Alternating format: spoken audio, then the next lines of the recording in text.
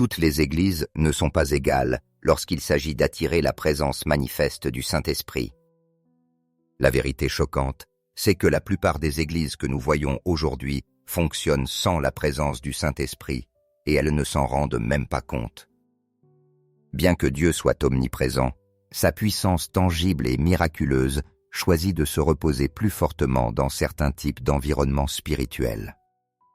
Mais il existe des types précis d'églises auxquels le Saint-Esprit ne peut résister.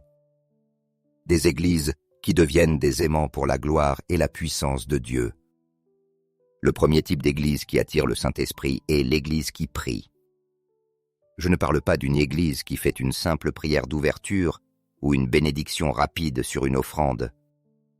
Je parle d'une église où la prière est le moteur qui fait avancer toute la communauté.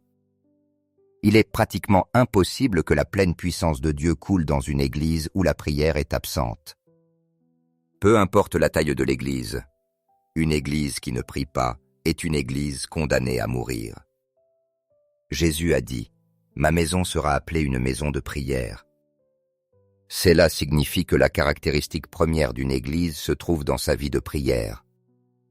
Chaque église dans le domaine spirituel est vue comme une entité individuelle, même si elle compte de nombreux membres.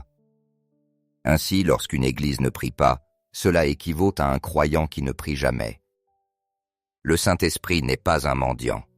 Il n'impose pas sa présence là où il n'est pas désiré ou accueilli. Comme tout invité distingué, il a des standards, des attentes et des exigences.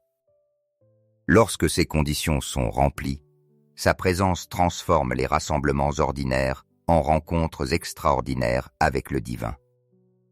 Mais lorsqu'elles sont ignorées, les églises ne deviennent rien de plus que des clubs sociaux décorés de religiosité. Une église a besoin d'une communication constante avec Dieu pour se positionner correctement devant lui et maintenir sa puissance. Le jour de la Pentecôte, ils étaient tous ensemble dans un même lieu.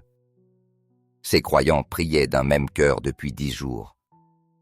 Et lorsque leur unité et leur prière atteignirent leur point culminant, le Saint-Esprit descendit avec une telle puissance qu'on entendit comme le bruit d'un vent impétueux, et il apparut sous forme de langue de feu. La prière ne nous prépare pas seulement au Saint-Esprit, elle crée la pression spirituelle qui attire sa présence du ciel. Les églises qui attirent réellement le Saint-Esprit organisent des réunions de prière plus fréquentées que leurs événements sociaux. Elles comptent des intercesseurs qui savent véritablement lutter dans l'esprit jusqu'à obtenir la percée. Le pasteur ne fait pas que prier, il conduit la marche dans la recherche de la face de Dieu. Et lorsque les gens entrent dans ces églises, ils sentent que cette communauté a combattu avec le ciel. Le Saint-Esprit ne vient pas seulement là où il est invité. Il va là où il est désespérément nécessaire. Le deuxième type, l'église centrée sur la sainteté.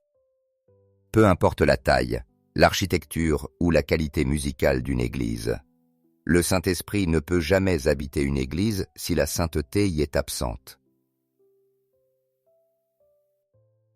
Peu importe les discours, si les membres mènent une vie de compromis et de péché, le Saint-Esprit trouve difficile de s'exprimer dans cette église. Le moyen le plus rapide pour Satan de détruire une église n'est pas de l'attaquer de l'extérieur, mais de pousser ses membres à compromettre leur foi. Une fois le compromis installé, la gloire de Dieu commence à se retirer. Jésus a averti l'église de Sardes, Apocalypse 3, 1. Tu passes pour être vivant, mais tu es mort. Une église peut sembler vivante, mais être morte spirituellement. Jésus revient pour une église sans tache ni ride. Lorsqu'une église embrasse la sainteté, elle devient un sanctuaire où le Saint-Esprit agit sans entrave. La sainteté ne signifie pas perfection, mais séparation du système du monde et consécration aux voies de Dieu. Le Saint-Esprit exige une sainteté au présent, pas seulement des témoignages passés ou des promesses futures. Le troisième type, l'Église centrée sur la parole.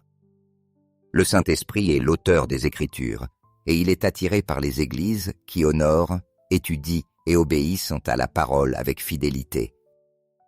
Ces églises ne traitent pas la Bible comme un simple livre de suggestions, mais comme l'autorité finale pour la foi et la conduite. Toute écriture est inspirée de Dieu et utile pour enseigner, convaincre, corriger, instruire dans la justice. 2 Timothée 3,16. Inspiré veut dire soufflé par Dieu. Lorsque l'on traite l'écriture comme le souffle même de Dieu, le Saint-Esprit insuffle la vie à chaque rassemblement. Ces églises ne compromettent pas la vérité biblique pour plaire à la culture. Elles se nourrissent de la parole comme des affamés se nourrissent de pain. Et le Saint-Esprit honore ces églises en les transformant puissamment. Le 4e type, l'Église unie.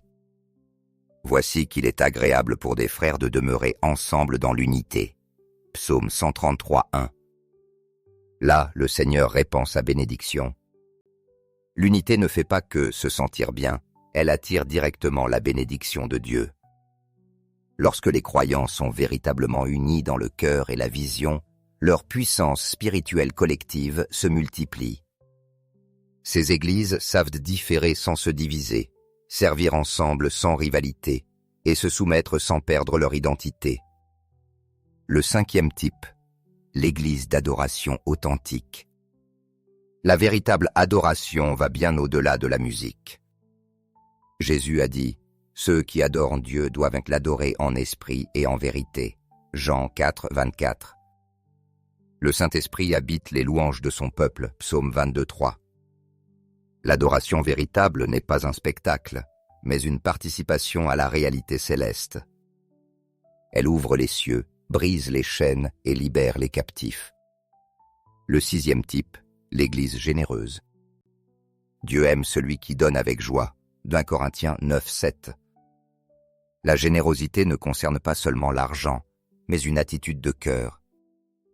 Ces églises partagent leur temps, leurs ressources et leur amour. Elles deviennent des canaux de bénédiction et non des réservoirs stagnants. Le Saint-Esprit est attiré par cette circulation de grâce. Le 7e type, l'église évangélisatrice. Vous recevrez une puissance, le Saint-Esprit survenant sur vous, et vous serez mes témoins. Acte 1,8.